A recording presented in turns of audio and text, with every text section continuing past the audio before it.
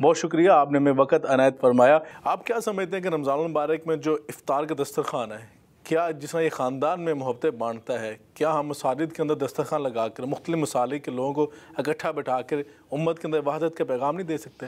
کاش ایسے کریں، یہ مشکل کام ہے ویسے اگر اس طرح کا ہو جائے۔ اب دیکھیں ایک شیعہ عالم اتنی بڑی کانفرنس ہر سال کرواتے ہیں، جواد نقوی صاحب، اور وہ دیوبند کے بڑے علماء کو بلاتے ہیں اور اہل حدیث کے علماء کو، آپ کے والد صاحب بھی جاتے ہیں وہاں پہ، اور بریلویوں کی طرف سے بھی ڈاکٹر تعلق قادری صاحب ان کے نمائندے جاتے ہیں۔ اب وہاں پہ نماز کا وقت آیا ہے، مسجد شیعہ کی ہے، زاہد الراشدی صاحب جو اس وقت آپ سمجھ لیں ٹاپ کے اوپر پرسنالٹی جی بالکل، سرفراز خان صفدر صاحب ان کے وہ بیٹے بالکل بزرگ عالم دین، ان کو انہوں نے امامت پہ آگے کیا ہے، خود پیچھے نماز پڑھی۔ جی اب اس سے بڑا تو گڈ جیسچر کوئی نہیں تھا۔ جی وہ زاہد الراشدی صاحب جب واپس آئے ان کے فرقے کے علماء ان پہ چڑھ دوڑے کہ آپ نے وہاں امامت کیوں کی ہے؟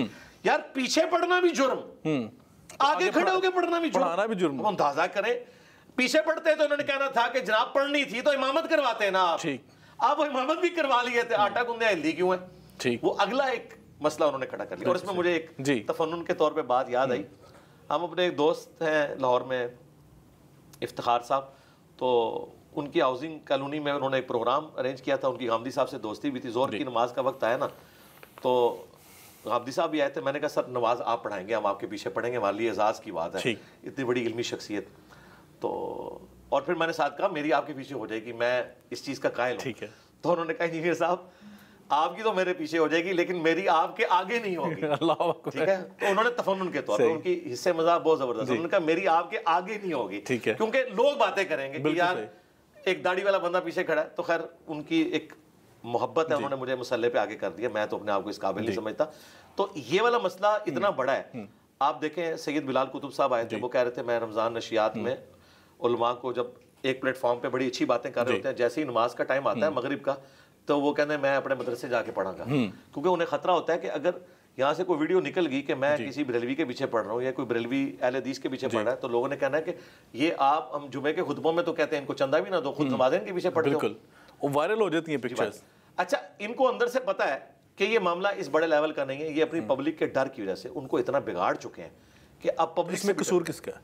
قصور علماء کا ہی ہے۔ جی دیکھیں کسی کرکٹر نے یا اسکواش کے پلیئر نے تو انہیں دین نہیں سکھانا تھا، انہوں نے سکھانا تھا۔ آج اگر دین کے حوالے سے سخت رویے ہیں تو ہم کسی کرکٹ کے پلیئر سے تو نہیں پوچھیں گے، ہم عالم دین سے پوچھیں گے جس کے پاس جمعے کا ممبر تھا۔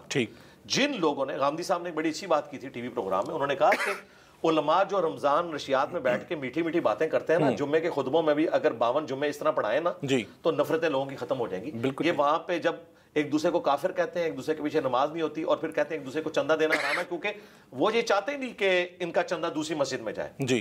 تو پھر آپ رمضان میں جب بیٹھ کے ایک اچھا جیسچر دے رہے ہیں، نہیں ہم ایک دوسرے کو مسلمان سمجھتے ہیں، تو ظاہر ہے وہ لیپا پوتی کر رہے ہوتے ہیں۔ عام دنوں میں ایسا نہیں ہوتا، ان دنوں میں بھی لوگوں کے رکھ رکھاؤ کے لیے کر رہے ہوتے ہیں۔ اگر یہ عام دنوں میں اپنی پبلک کی ٹریننگ ٹھیک کرتے یہ معاملہ یہاں تک نہ پہنچتا۔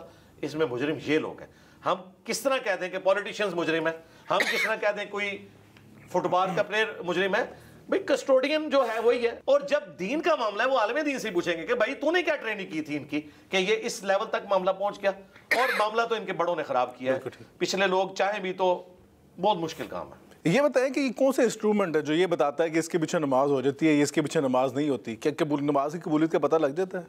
نماز تو دیکھیں سیدنا عثمان کو جو شہید کرنے کے لیے بلوائی آئے تھے، مسجد نبوی پہ قبضہ کیا، صحیح بخاری میں 695 نمبر حدیث ہے، حضرت عثمان سے صحابہ نے پوچھا کہ مسجد پہ فتنے کے امام کا قبضہ ہے، ہمیں خطرہ ہے کہ اس کے پیچھے نماز پڑھ کے ہم گناہگار نہ ہو جائیں کہ ہمارے امام تو آپ ہیں۔ اب اس سے بڑا کوئی سوال تو نہیں ہو سکتا تھا۔ صحیح بخاری کے الفاظ ہیں، حضرت عثمان نے کہا کہ نماز ہی تو مسلمانوں میں ایک اجتماعی نیکی کا کام ہے، اس میں ان کا ساتھ دو، برائی میں ان سے الگ رہو، ان کے پیچھے نماز پڑھو۔ اس کے اوپر امام بخاری نے باب باندھا ہے کہ بدعتی اور باغی کے پیچھے نماز پڑھنا درست ہے، کیونکہ حضرت عثمان کا فتویٰ ہے۔ اب یہ فیصلہ کریں، سیدنا عثمان جو خلیفہ راشد ہے، جن کی پیروی کا حکم ہے، ٹھیک ہے جی، جن کی خلافت سٹیک پہ لگ گئی اس حوالے سے کہ لوگ انہیں شہید کرنے آئے، ان کا آپ جیسچر دیکھیں، انہوں نے کہا ان کے پیچھے نمازیں پڑھو، جو شہید کرنے آئے، جو شہید کرنے آئے، انہوں نے کہا اس وجہ سے شریعت کا حکم تو نہیں بدل سکتا۔ کتنی بڑی بات ہے۔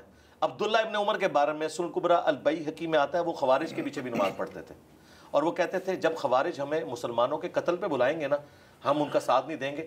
ہاں جب یہ حی علی الصلاح حی علی الفلاح کہیں گے ہم ان کے پیچھے نمازیں بھی پڑھیں گے, ان کے سلام کا جواب بھی دیں گے, برائی کے کاموں میں لگ رہیں گے, اچھائی کے کاموں میں ان کا ساتھ دیں گے. بالکل ٹھیک. اور صحیح بخاری میں ایک حدیث ہے 694, حضرت ابو ہریرہ کو نبی علیہ السلام نے فرمایا, ابو ہریرہ ان قریب ایسے امام آئیں گے جو تمہیں غلط نمازیں پڑھائیں گے, تم ان کے پیچھے نماز پڑھ لینا, ان کی غلطی کا وبال ان پہ ہوگا, تمہاری نماز ہو جائے گی.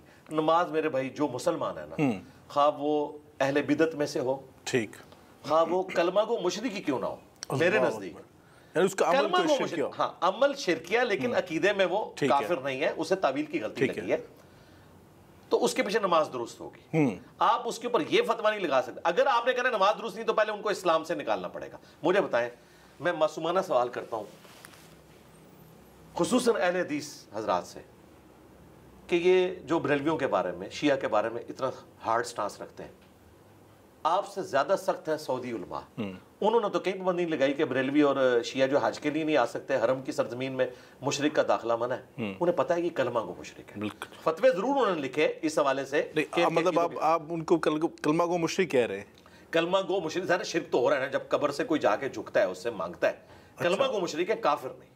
ٹھیک, یہ فرق یاد رکھیں. اچھا, اب دوسری طرف میں بریلویوں سے بھی کہتا ہوں, آپ تو کل تک ہمیں کہتے تھے کہ اللہ کے حکم کے بغیر پرندہ بھی پر نہیں مار سکتا. جی, حرمین شریفین میں اگر نجدی علماء یا اہل حدیث سلفی علماء اس وقت امامت کروا رہے ہیں, جی, آپ لوگ یہ کیوں فتویٰ دے رہے ہیں ان کے پیچھے نماز نہیں ہوتی ہے؟ آپ تو کہتے تھے یعنی امام کعبہ کے پیچھے نماز نہیں ہوتی, انہوں نے فتوے دیے ہوئے. بلکہ جو مفتی اعظم ہند تھے مصطفیٰ رضا خان نوری صاحب, انہوں نے تو فتویٰ دیا تھا جب تک سعودی حکومت ہے حج بھی موقوف ہو چکا ہے, اس سے ان کو فائنینشیل فائدہ ہوگا. اب ان کو نہیں پتا کہ بھائی 400 سال آپ نے بھی 4 مصلے ڈال کے رکھے ہیں حرم کے اندر. سعودی حکومت کی اتنی بڑی نیکی ہے کہ انہوں نے وہ حنفی شافی مالکی حنبلی مصلے 1926 میں آ کے اٹھائے ہیں. ٹھیک, الحمدللہ. اور آج تک امام کعبہ اب 100 سال سے مقام ابراہیم پہ کھڑا ہوتا ہے. وَاتَّخِذُوا مِن مَقَامِ إِبْرَاهِيمَ مُصَلًّى, 4 مصلے انہوں نے اٹھا دیے, امت کو ایک امام کے پیچھے اکٹھا کیا. اور وہاں پہ بھی آپ دیکھیں کوئی سختی آپ کو نظر نہیں آئے گی. ٹھیک, وہاں کہیں آپ کو اگر آپ ہاتھ چھوڑ کے نماز پڑھ رہے ہیں وہ نہیں کہیں گے ہاتھ باندھیں. آپ ہاتھ ناف کے نیچے باندھ رہے ہیں, اوپر باندھ رہے ہیں, وہ کسی کو نہیں روکتے. ٹھیک, اور زبردستی آپ کے اوپر مبلغین بھی مسلط نہیں انہوں نے کیے ہوتے, میگا فون لے کے سائڈ پہ کارنرز پہ لوگ بیٹھے ہوتے ہیں. یہاں حرمین آج آپ حوالے کریں پاکستان کے مولویوں کے, انہوں نے ایک سینٹرل ساؤنڈ سسٹم جو ہے نا وہ نماز والا, اس میں لا کے سب سے سخت مولوی اپنے آپ بٹھانا ہے, اور اس نے پرکشے اڑا کے رکھ دینے ہیں دوسروں کے کہ یار یہ تو ہے ہی سارے کافر. تو یہ جو رویے ہیں نا جی, یہ انتہائی تلخ رویے ہیں. نماز سب کے پیچھے پڑھیں. تو آپ یہ نہیں سمجھتے کہ جو آج نوجوان نسل, آپ یونیورسٹیز میں جاتے ہیں, دیکھتے ہیں لوگ آپ کے پاس آتے ہیں, بہت ساری یوتھ آپ کو سنتی ہے, پسند کرتی ہے, کیا آپ نہیں دیکھتے کہ آج پاکستان کی بہت ساری یوتھ الحاد کی طرف چلی گئی ہے؟ کیا اس میں وجہ ہمارے یہ ان لوگوں کے رویے ہیں, یا ہم انہیں صحیح ایجوکیٹ نہیں کر پائے, کیا ہم انہیں جو ان کی جو نیڈ تھی وہ پوری نہیں کر پائے؟ الحاد کی وجہ کیا بنی؟ جی دونوں چیزیں.